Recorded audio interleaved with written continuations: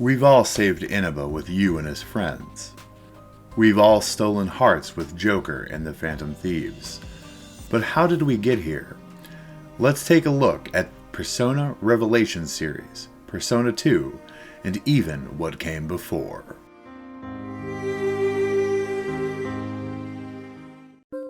To fully understand the origins behind the gameplay and art direction of the first Persona game, we have to look at the third game in the Shin Megami Tensei series on the Super Famicom. SMT If was released in 1994 and featured a more compact personal experience being set in a high school and featuring teens trapped in the demon realm. A bullied prodigy attempts to summon a demon to take revenge on his tormentors, instead sending the high school and all of the students to hell. He is possessed by the demon and declares himself Demon Emperor. There are numerous recruitable students, and one only recruitable in the second playthrough.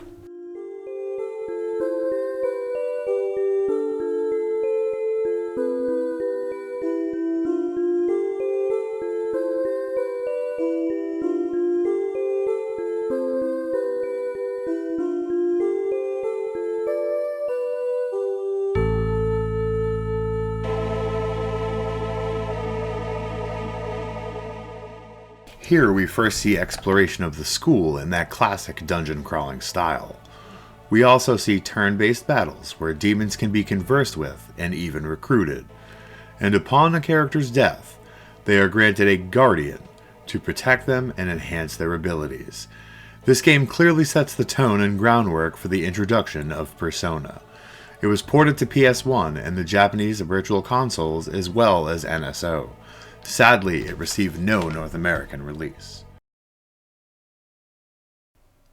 Revelations Persona was released in 1996 for the PlayStation 1. As seen in the previous segment, the game draws heavily from the prior installment in the SMT series, Shin Megami Tensei If. Atlus's goal was twofold with this game. Firstly, to draw on the success of SMT If by making a series of games focusing on the troubles of younger folk. Secondly, to make a more accessible game that gamers not familiar with the Shin Megami Tensei series could enjoy and easily get into. Koji Okada, known for his prior work as a producer for the SMT games, and Kazuma Kaneko, who would later become known as the demon artist for his work on the series, was added as character designer. The game opens with a group of high school students attempting to summon an otherworldly presence by playing the Persona game. Lo and behold, it works. Bolts come down striking each of them, and they are brought face to face with Phil1up. Here we start to see references to both Jungian psychology and David Lynch's work in Twin Peaks. Phil1up was born from and represents the collective unconscious of the people. The whole scene and where they meet him gives off Black Lodge vibes, though of course those vibes would grow stronger a bit later in the game. Phil1up introduces them to the power of Persona and tells them they will need these powers as they will soon face great peril. It is of note here that there were multiple changes made in the localization process. Hair colors and styles, skin colors, phrases, and the like were changed to suit the cultural climate at the time in America. Though odd and slightly off-putting, this is not out of the ordinary for the time. Let's join Phil1up for a surreal scene that feels like it could be right out of Twin Peaks.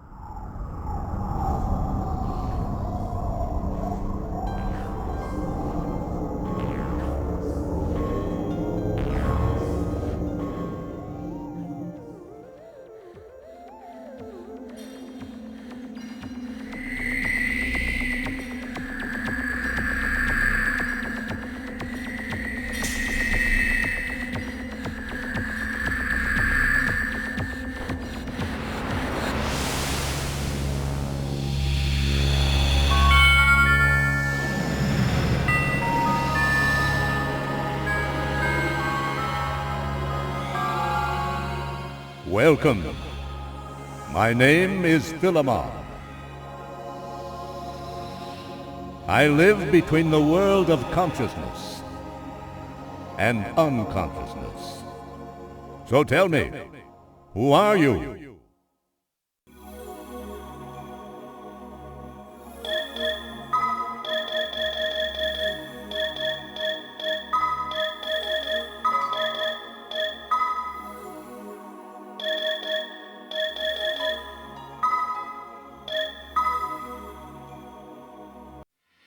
Excellent.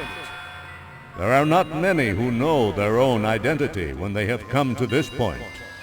It seems you have passed the first test. By the way, have you noticed you carry more than one you in yourself? Perhaps the merciful you, the graceful angel you, or the cruel, demonic you. We live behind many masks, and you may at this very moment be living behind many masks. But you claimed your name, proving you know who you really are. I admire your strong will, and bestow my power unto you. Persona, the power to call on others within you, sometimes merciful, sometimes cruel. These selves are embedded deep within your soul. This power will help you through your quest into the future. Go back now into your world, the world that's locked between time and space.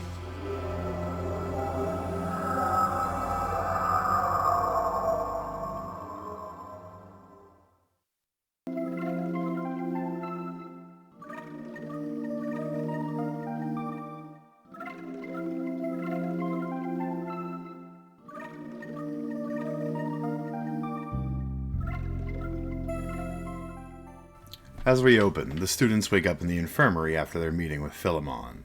You'll notice the lovely character portraits and a brief description of each NPC as you meet them for the first time. The children are tasked with visiting their classmate Mary, who has been sick in the hospital for months and getting checked out themselves for having passed out. Of course, as soon as we get to the hospital, an earthquake happens, and all hell breaks loose in the town. Demons and monsters now roam the streets, and an odd barrier has formed, stopping you from exiting the town. The game was criticized for the overworld map, which is very simple and almost resembled the board from the Game of Life. The area map can also be confusing, and it is quite easy to lose track of where you're trying to go. These things were slightly improved in the 2009 PSP remake. The battle system is your normal turn-based fare, with the added demon negotiations. You can attack with your weapons, or use your persona to perform both physical and magical attacks. Though we may be used to toy guns being able to hurt monsters in the Shadow World or Metaverse, it appears the kids this time straight up have sniper rifles, assault weapons, and handguns. Your allies automatically level up, but you are able to distribute points to the main character as you see fit.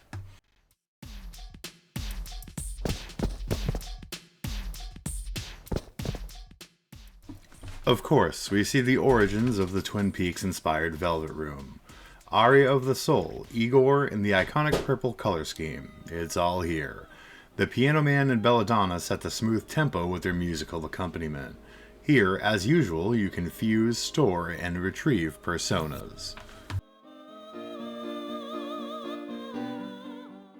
Here we get one final piece of advice from Phil1up as we arrive at the shrine and finally found out what exactly is going on in the town. This cutscene is from the 2009 remake on PSP. As you have seen for yourselves, events are moving in an unexpected direction. Only those with a strong will are capable of stopping the flow that has gone awry. From here on, a number of paths will present themselves to you. Down each of them, you will witness the karma of those you meet. But whatever path you choose, remember that the choice was yours, and no one else's. And we finally hear from Mary's mother. She explains that she was a researcher for the evil corporation Sebek, and they had been working on a reality-altering machine. She was shot trying to escape when she realized their leader was a maniac with no concern over what happened to the town when the device was activated. You will now be tasked with stopping the wicked conglomerate and its megalomaniacal leader.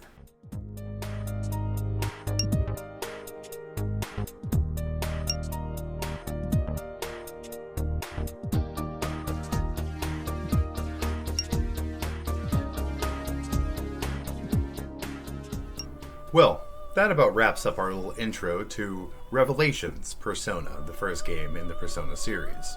So, for a look at the second Persona game, we're going to go to my good friend Phil1up Collects.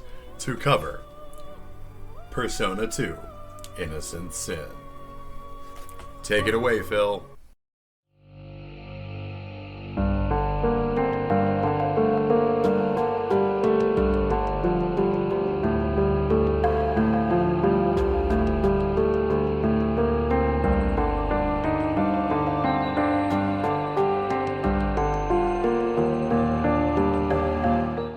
Shin Megami Tensei Persona 2 Innocent Sin. Man, this game is truly special. Hello everyone, it's Phil of Phil1up Collects. I want to thank Jay for allowing me to be a part of this collaboration. Persona is a franchise that is, pun intended, taken everyone's heart. With its lovable characters, fantastic stories, and amazing music, it's no wonder Atlus is king when it comes to JRPGs. I did a video 8 months ago where I spoke on the Persona games that needed a remake and how it's a shame they're overlooked by the fanbase, Sega, and Atlus. So it's my honor to talk with you today about a game that truly stands the test of time, Persona Innocent Sin. When I found this game in a pawn shop of all places in 2014, I had no idea what journey I was about to take. The box art caught my attention with the vibrant crimson red color with beautiful hand-drawn characters that stood on the backdrop of a city bleeding through. With bubble and energy-like effects radiating around the characters, the white particle effects around the personas with their highly detailed impressive demonic designs as the characters stare deeply into your eyes, it's all a beautiful dressing for the vibrant red, black, and white logo that pulls you in and makes you want to explore everything this game has to offer. Seeing this game on the shelf triggered a feeling of deja vu, because the artwork looks so similar to a PS2 JRPG I absolutely adored, Digital Devil's Saga. At the time I didn't realize this game was from the same company, but I knew the similarities between the two was enough that I had to have it. So I excitedly took this game home, popped it in my PSP, and found out why this is a phenomenal game that stands the test of time and deserves to have its day in the sun once again. Persona 2 Innocent Sin, known as Persona 2 Sin in Japan, was originally released for the PlayStation 1 on June 24th, 1999, literally a day before my 13th birthday. How cool is that? Innocent Sin focuses on silent protagonist Tatsuya Suo in the fictional city of Subaru. When strange and unbelievable rumors start coming true, Tatsuya and his high school classmates start to investigate. That leads them down a path to a shocking confrontation with a villainous figure known only as the Joker. This name should be familiar to Persona 5 fans, as it's the code name to that game's protagonist, and an obvious Easter egg to Innocent Sin. Tatsuya and his friends must fight the Joker and figure out Joker's identity, as well as protect their city from the second coming of Hitler and his army of robot Nazis, known as the Last Battalion. If this plot sounds crazy to you, that's because it is. For the sequel, Atlus included the overhead view from the first game with a mixture of first-person navigation. They also made improvements to elements that were criticized in Persona, such as load times and save point frequency. The central character theme of Innocent Sin was the growth of teenagers and how they overcome their personal troubles and discover their true selves within. Another key element was the power of Kododama, the Japanese belief that words can influence the physical and spiritual world. This power would manifest in the world of Persona 2 through the spreading of rumors. Various concepts used in the game were drawn from Jungian psychology. Some character designs were even inspired by H.P. Lovecraft's popular Cthulhu mythos. The various districts of the game's fictional setting, Sumaru City, were based on regions around Japan, including Shibuya, Yamata, and Odaiba. In addition to relationships with the female characters in Innocent Sin, Tatsuya could also foster a same-sex relationship with Jun. This was done as an experiment by the team to gauge audience reaction and attempt to appeal to fans of yaoi anime and manga. Hey, no judgment here. We all like what we like. The PS1 version of Innocent Sin has never been officially released for North America or Europe. Atlus was conflicted over whether to localize Persona 2 due to concerns that American audiences might not understand references to Japanese culture. There were also concerns over potentially controversial content, including the appearance of Adolf Hitler, the symbolic allusions to Nazis, the inclusion of Nazi iconography, and the previously mentioned homosexual relationship. This supposedly prevented the game from being greenlit in the West. But in an interview with Game Informer, it was stated by Atlus staff that the main reason for this choice was a shortage of staff and resources, as most of the team needed to localize Innocent Sin were already working on its sequel, Eternal Punishment. Though the localization team did attempt to change this decision, this ultimately failed, resulting in fans taking upon themselves to create an English translation for PS1 emulators. Many years later, the Western world would soon know the joy of an official release for Innocent Sin, when it was announced by Famitsu in 2010 that a remastered version would be released for the PlayStation Portable. A year later, Western territories would finally be able to enjoy this incredible JRPG. The remastered version of Innocent Sin was directed by Shoji Meguro, who also directed the PSP version of Persona 1. When development originally started, they had plans to include Eternal Punishment in the release, but due to the limitations in storage capacity of a single UMD, that idea was scrapped. An unfortunate decision, as the PSP remaster of Eternal Punishment was never released for PSP in the West. Even though this decision upset fans, Atlus did provide the PS1 version as a digital download for PlayStation devices. Getting back on topic, the PSP version of Innocent Sin includes tons of new additions. A brand new opening movie was produced by animation studio Statelight, who had become famous in Japan through their work on Macross Frontier and Basquash. While most video game openings were intended as a simple introduction, the team wanted to express the dramatic changes the game had undergone, so they decided to have an experienced studio work on it rather than internal staff. The original opening can still be seen in the game's gallery for those purists out there. The remaster features an updated user interface and tweaked character portraits designed by Shigenori Sojime and Miyazuki Do. I apologize if I'm butchering any of these names. Atlus heavily improved controls, but still kept most of the game's original gameplay. The battle system, however, no longer uses the strategy menu from the PS1 version, but adds adjustable difficulties and battle cut-in portraits like in Persona 3 and 4.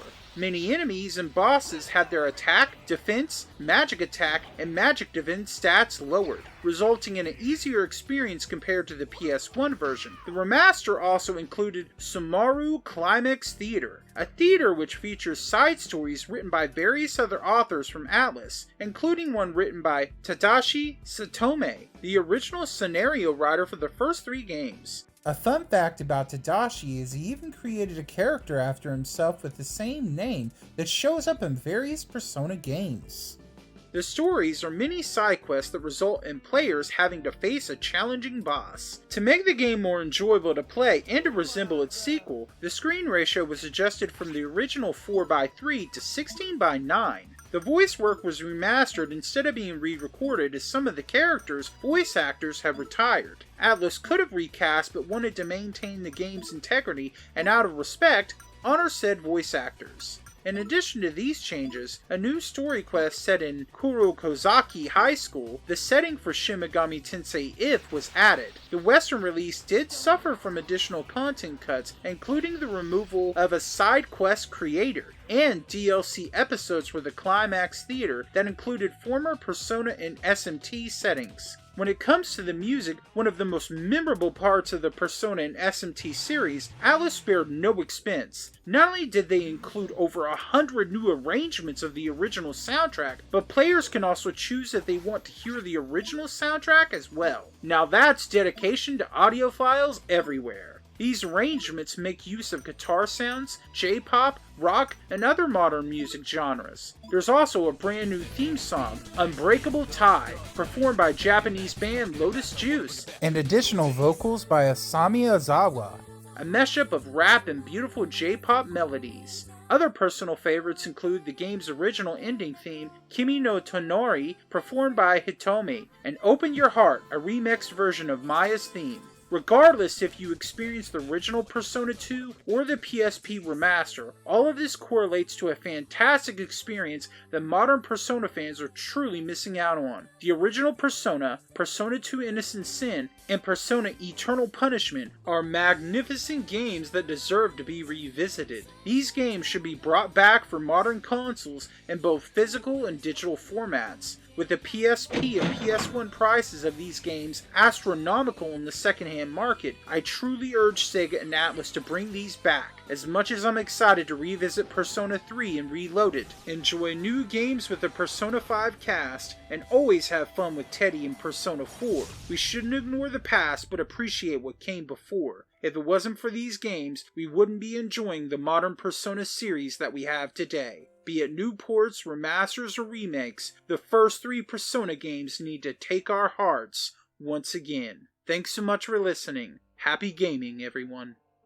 On that fateful day in September 1996, nobody could have predicted the force of nature that Atlus had just created. Persona has gone on to not only honor the SMT name, but become a premier JRPG franchise in its own right. With numerous dancing, dungeon crawling, mobile, and tactical spin-offs, it has literally taken the world by storm. I hope we were able to do a little something to help demonstrate the incredible roots of this series. Thanks to Phil1up Collects for joining me on this project. Thanks for watching. Don't forget to like, comment, and subscribe. And most of all, stay creepy.